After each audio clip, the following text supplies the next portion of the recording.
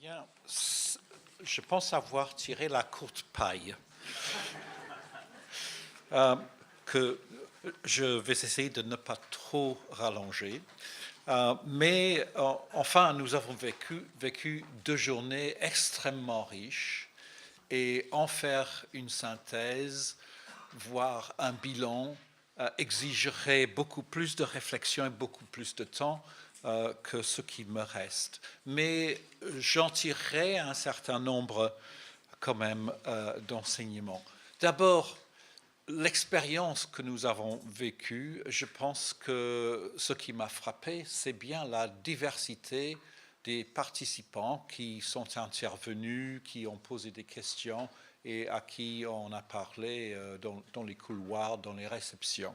Je pense que dans un certain sens, nous vivons une expérience interculturelle.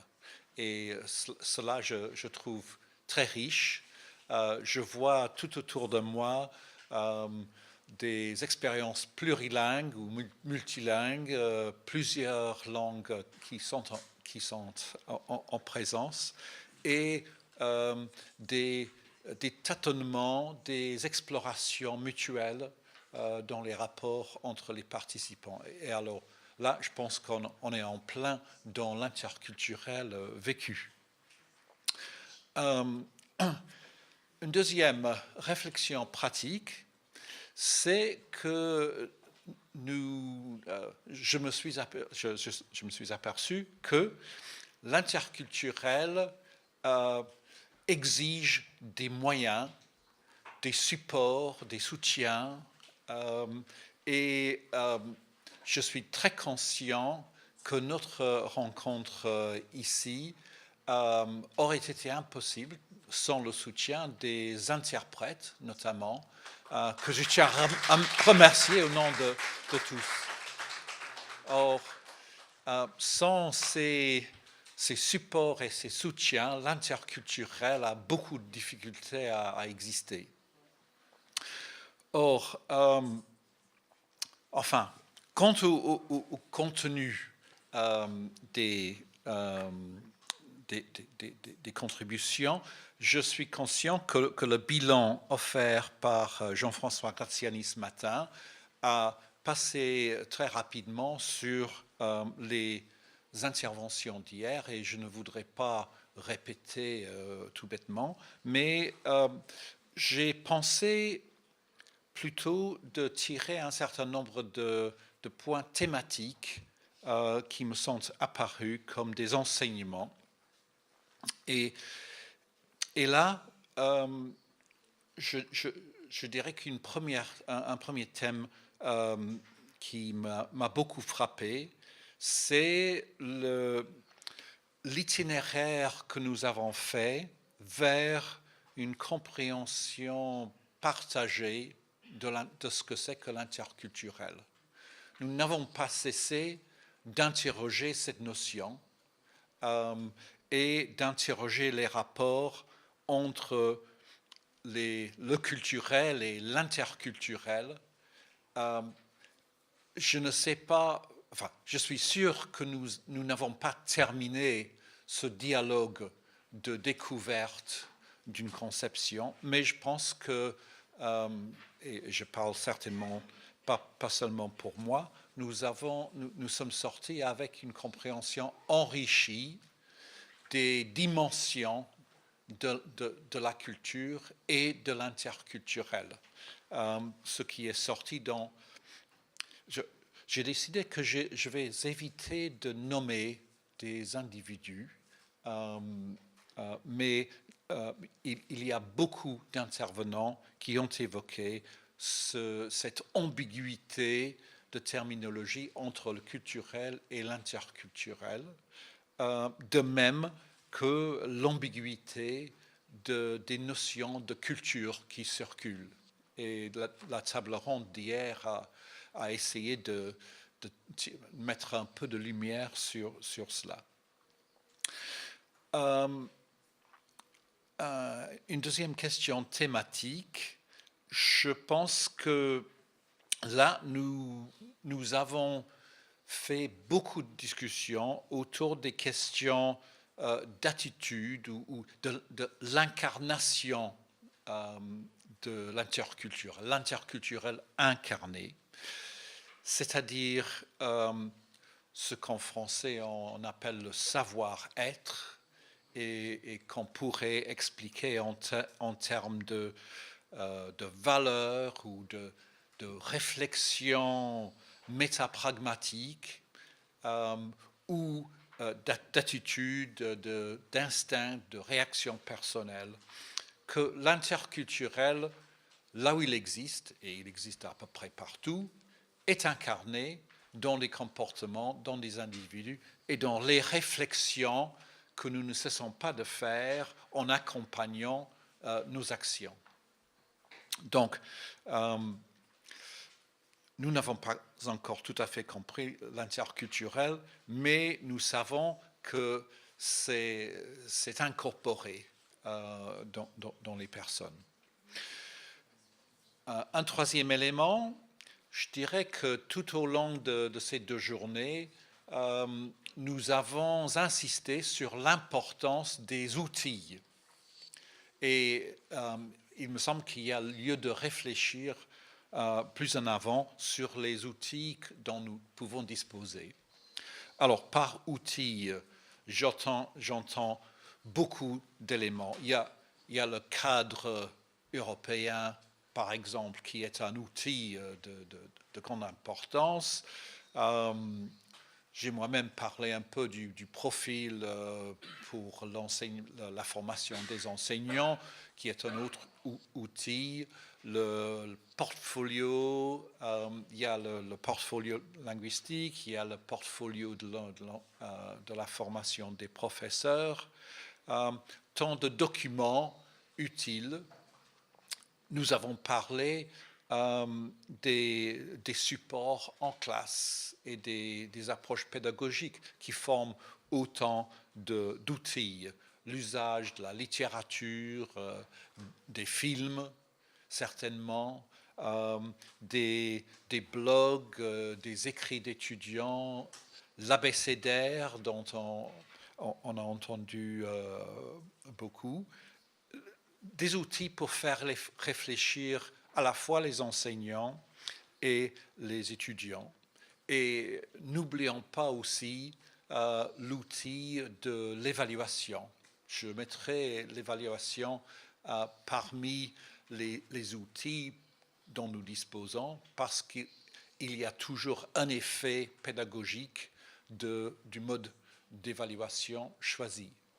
Si l'interculturel n'est pas incorporé dans nos systèmes d'évaluation, il y a toutes les chances qu'elle ne passe pas dans nos pratiques. Et là, je pense que nous avons entendu à plusieurs reprises combien de travail il reste à faire pour incorporer l'interculturel dans nos systèmes d'évaluation et certainement de nos examens. Or, le contexte plus large, je passe au contexte plus large, et là, nous en avons beaucoup discuté, en commençant par les questions de globalisation, mondialisation, qui forment un contexte que nous partageons tous et qui nous offre à la fois des possibilités d'action et des interrogations et des défis. Évidemment, les contextes larges sont différents de pays en pays, de région en région. Et nous avons appris avec beaucoup d'intérêt les spécificités du contexte japonais, coréen, mongolien, européen. Et à chaque fois, nous nous apercevons que notre approche à l'interculturel change selon le contexte large où il s'implante. Cela est vrai aussi pour les politiques éducatives qui existent dans notre concept plus large. que ce soit le contexte européen ou bien le contexte japonais.